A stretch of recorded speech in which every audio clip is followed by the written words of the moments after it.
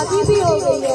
अब आज इस प्यारे से फंक्शन में राम जी को पुष्पा जी और माधवा जी के इस घर में बुलाते हैं, तो प्यार से बुलाएंगे राम जी को। तो क्या बोलेंगे हम सब? राम आएंगे तो अंगना सजाऊंगी, राम आएंगे तो अंगना सजाऊंगी, दीप जला के दिवाली मैं मनाऊंगी, दीप जला के दिवाली मैं मनाऊंगी। मेरे जन्मों के सारे पाप मिट जाएंगे, राम आएंगे।